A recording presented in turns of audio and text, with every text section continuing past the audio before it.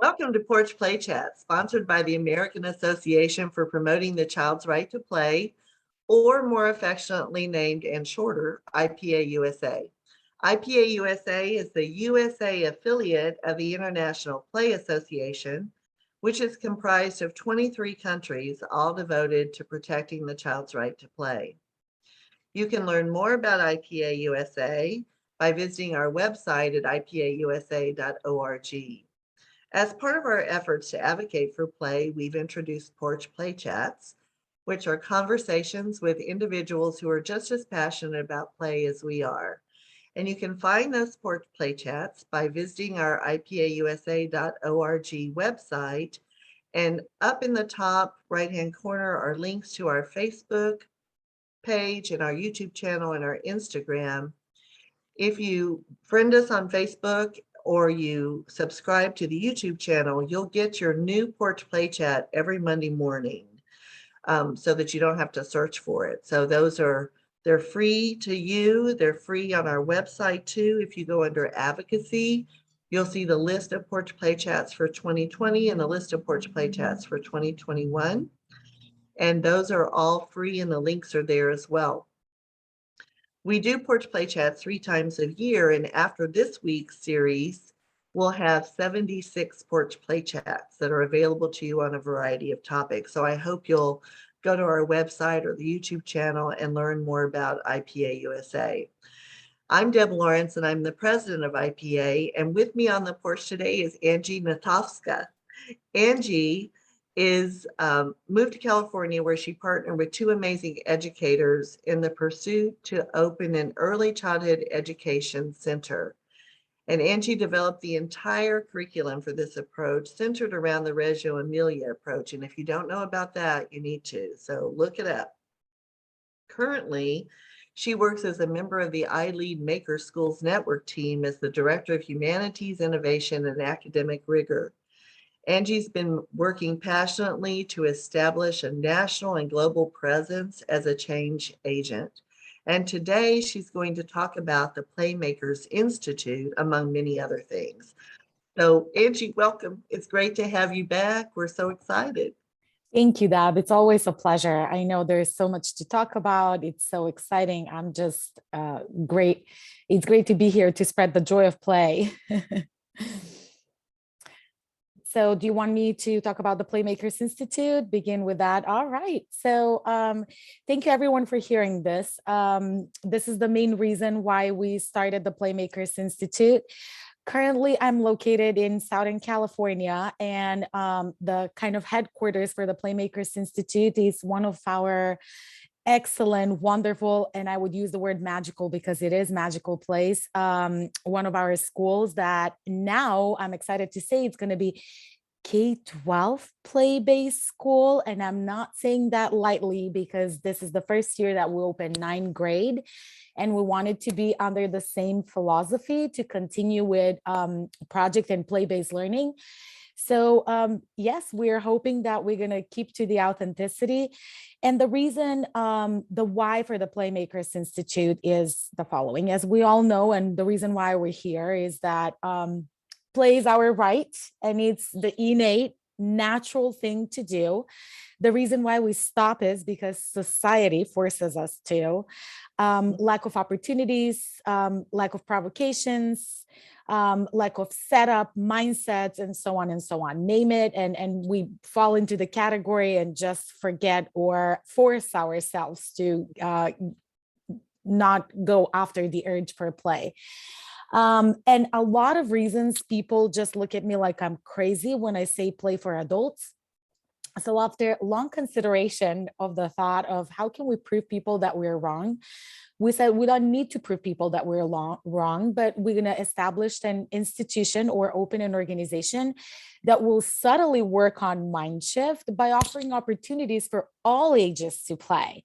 So that is how the PlayMakers Institute was born. And it was, of course, pre-pandemic. And our idea was to go global, to partner up with you, Deb, and to have multiple opportunities to showcase what we do, how we do.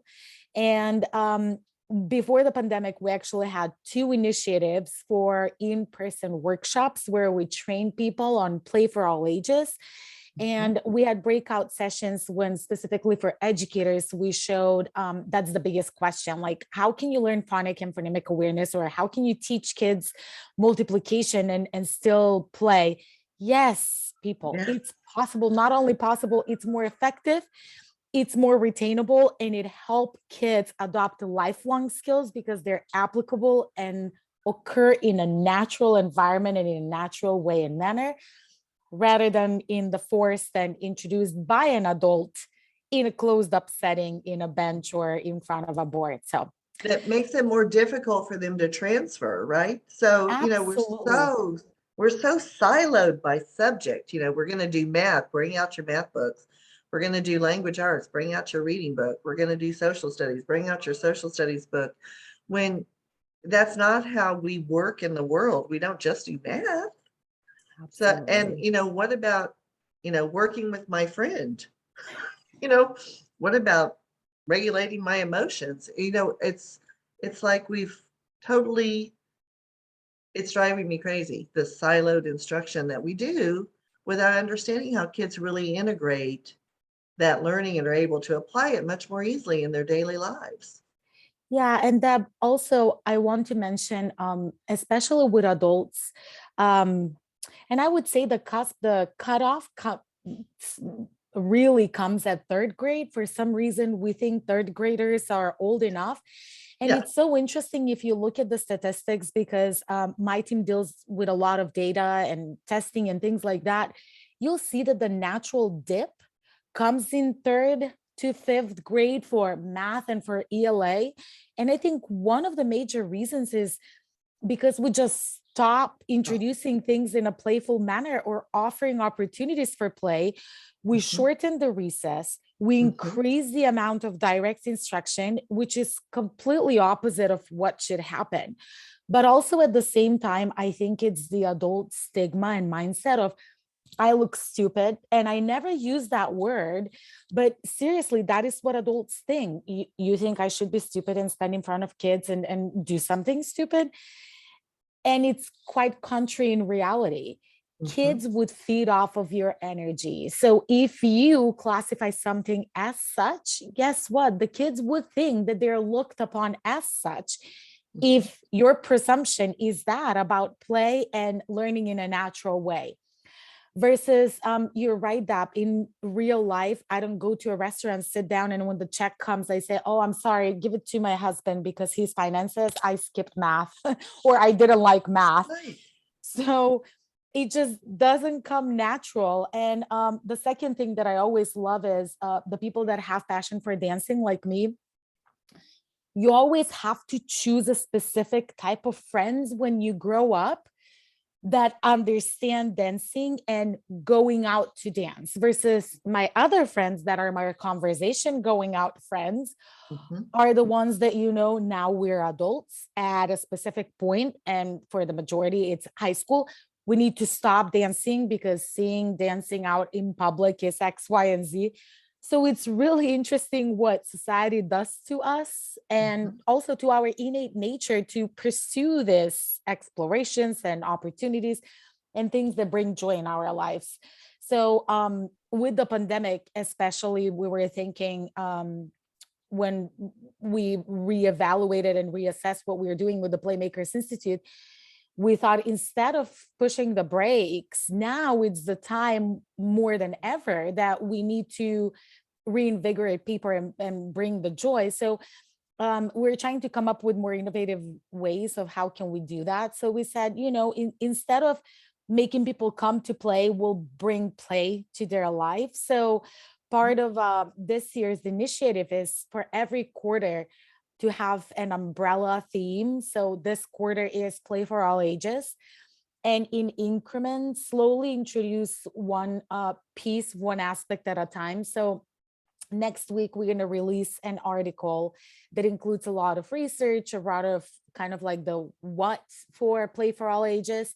Then right after that, we'll introduce a video that has been done with our kids in a natural environment where I showcase play for all ages. And I started off this time with high school because I'm like, people need to see. They always associate play with little kids, but people need to see that it's not only beneficial, but it teaches, as you said, Deb, lifelong skills through application. So I played system thinking games, which if people are familiar with, MIT has an entire stream, and Peter Senge has so many publications on systems thinking. So systems thinking game are lifelong skills that are needed for anything. So, and then when we were done, we reflected with the kids, and in the video, people will be able to see how kids make association with the things that they learn, and it helps them put them in patterns, make sense of what they're learning. So how play actually is more so a reflective and assimilation mechanism for what they're learning rather than putting what they're learning on the side and doing play. And then the next set is a live show or a radio show. So one is with you right now, and I have one on Friday on a local radio show that will be available on our website. And last but not least, and I'm hoping that this will get a lot of traction, is a free global webinar where people can just sign up, come and have an open conversation about tools, strategies, practices, the what, why, and how play for all ages. So every quarter we'll go through the same cycle again, and the quarter is just starting with you, Deb. And so you're going to send me all the stuff about the global thing too. And if you send me the other things, I'll put them on our Play Talk on the blog, on the website, and on our Facebook channel. So, or our Facebook page. So people, because, you know, the work of play is, there can never be too many people, right? We have so much, we have so many places, so many things to do, that the more peeps that we have in the play initiative, the better off we're going to be. So sharing and co-sharing and building off of each other is, you know, we're good play partners, and we learned that early because we played a lot. It is. And you know, if people want to email or contact me, there is a website. It's called beingmakers.org. It's our website that houses our play blogs, our project-based learning. And also there's a tab on the bottom for the PlayMakers Institute, and that is where we post all our new things. But I would really, really love for this to become global initiative. And you and I had a conversation. I mean, people who are signed up for your conference, the IPA conference, they have an opportunity to see all the global wonderful speakers. And I know how we feel sometimes lonesome to push walls and to challenge boundaries and mindsets. And I think the more structures we have in place to fill our bucket once in a while, I think it's wonderful because we need it. We need it. It's, as you said, it's a lonesome job, especially in the adult world. We have tons of kids partners, but we need to be for now their voice, and have these platforms where we share their voice and where we share their wants and needs, so that it becomes bigger and better and more effective and globally present. Absolutely. And I think I think one of the things that is sort of the ahas when we're talking about playing across the lifespan, in one of the Porch Play Chats this week, we've really delved sort of deeply into that and talked about how what we learn as young children when we were out playing and we were assessing risk and determining what we were capable of or not capable of, and then maybe attempting a little bit more the next day based on our experience from the previous day. I think those hardwired learning connections are staying with us, so that as we age, you know, I was laughing at myself. So when I take my community college students out to play, we have terraced lawns. So there's 3 different levels of lawns, and there's a brick wall around all of them. Well, 6 years ago, I would sit on the wall and then go over into the green space, right? Now I walk around all those walls until I can enter the green space on flat surface, because I think and that's what was so amazing about reflecting on this. I think it's because I kept those risk assessment qualities and what I was physically able to do that are hardwired into my brain from all my experiences as a child. And they are helping me assess risk as I get older, right? Deb, I'm going to tell you, life story research supported. Oh, I have a neighbor that has two kids. One is girl and one is boy, and they're super close in age. One is 21 and one just turned 19. And when we were with our kids, she has a little grandkid. When we were at the park together, she said, Angie, I admire what you do. I just let my kids go. If you see my little one, he just turned 1, he has bruises. And I'm like, as an adult, I've learned how to assess the severity of a fall, that, if it's a little fall, I just let it happen. I'm like, right, whatever, right.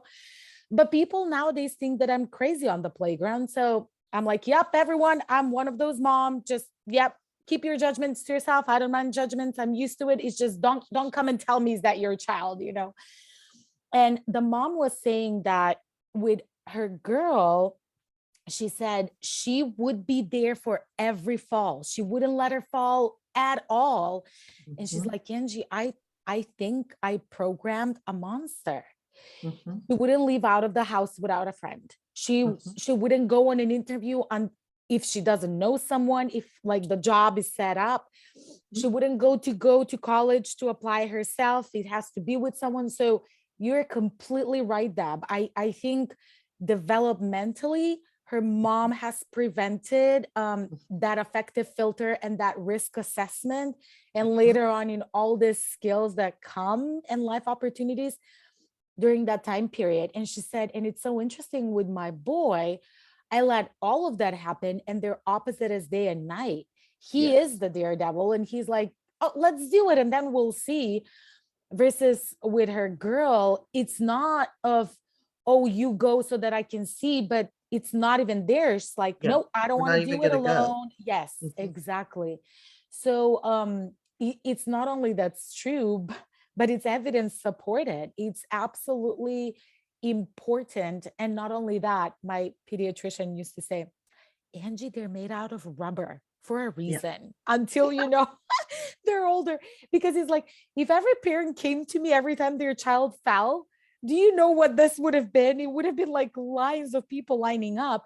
But I Mhm. think nature creates our body for every age and stage. That's why they're super soft when they're born, because they tend to fall a lot. A lot, And- right. right? And Exactly. young parents, that's normal. It's okay. It's okay.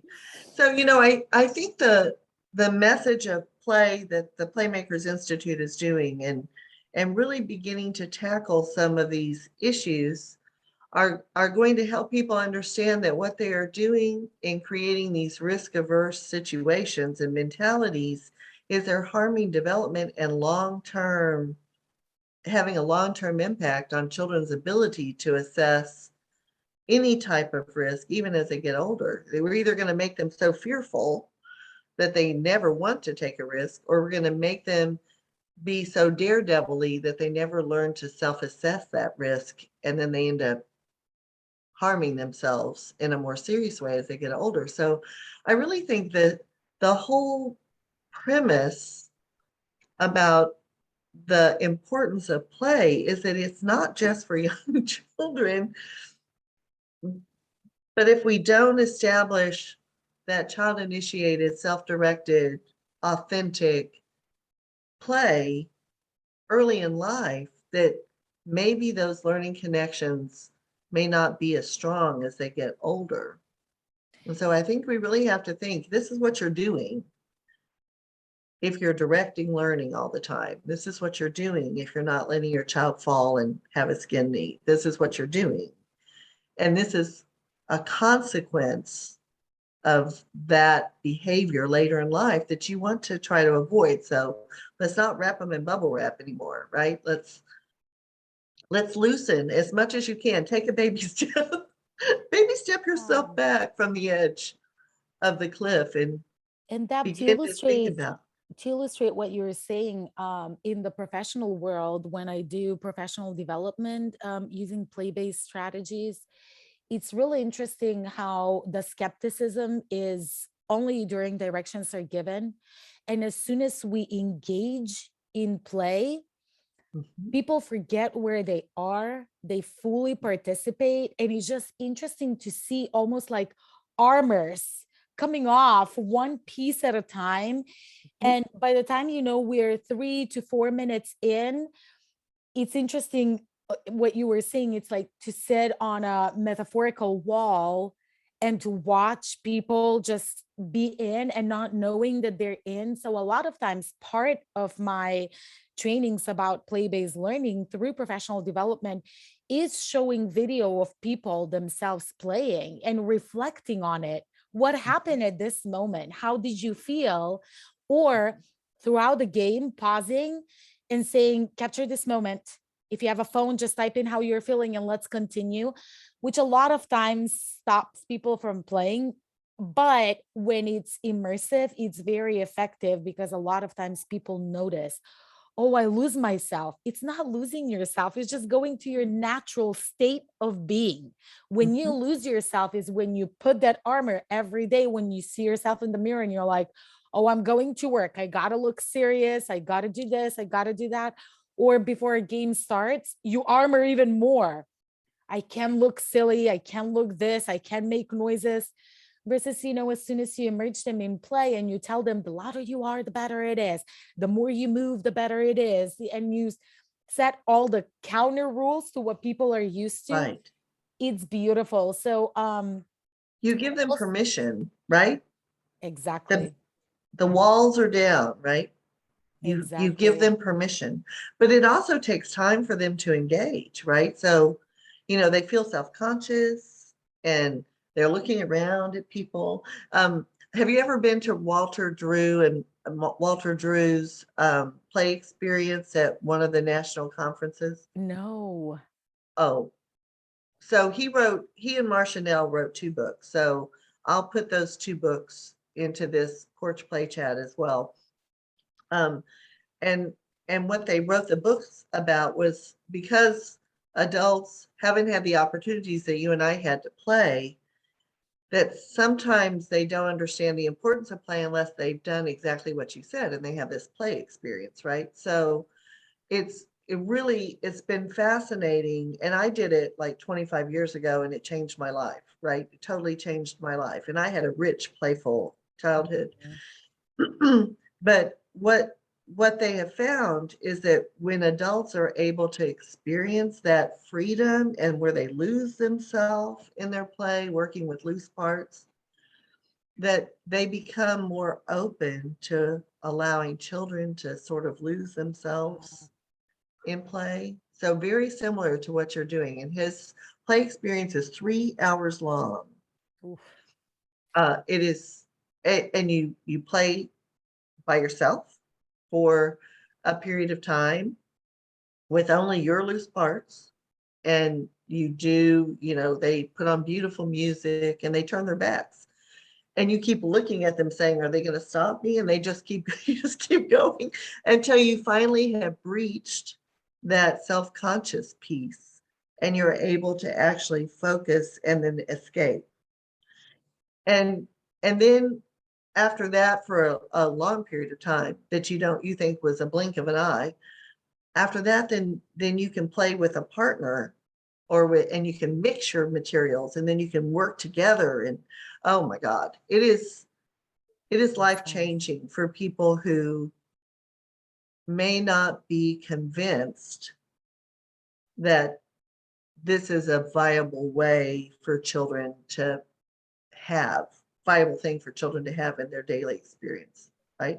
Yes. So truly amazing, amazing work that he's done. And they just released a new book on self-active play which takes all the research on why this kind of play is important. So they looked at elder play, they looked at play therapy and traumatic play, they looked at play as a form of itself. Anyway, so truly powerful evidence that we need to use to convince folks who don't feel comfortable or don't think they're doing anything when the children are playing.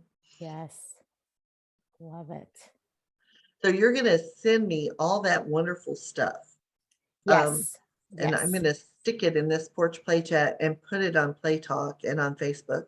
Perfect. Because I think that, and I really want to be part of that global initiative when I'll sign up for that, because I think finding ways to share what you're doing and for those of you who have not yet had a chance, iLEAD Agua Dulce, which is the preschool through the 9th grade school in the iLEAD system, did their town hall on creating the outdoor classroom.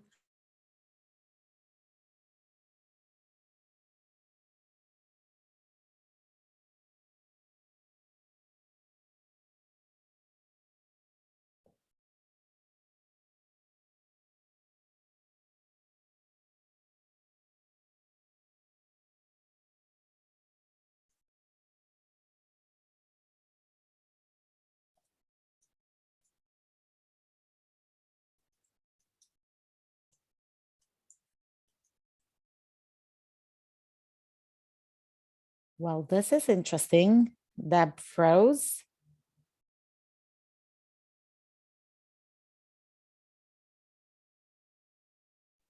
I don't know what happened. I lost you for a second, then I That came is back. so interesting. You froze. Yes. And you froze too, and I was like, what just happened? So Oh, anyway, thank you so much, Angie, as always. This is amazing. So you're going to send me all that stuff. yes. Thank you. Thank you. And I'll send the links for iLEAD Agua Dulce. And we have another one that's called iLEAD Through Play. Tons of resources, tons of videos. They're both awesome Facebook pages to have. Great. Thank you so very much. And hopefully we'll see you next time, January. Yes. That's when Thank we do you. another one, another series. Have a great day. Absolutely. Thank See you you. later. Bye. Bye.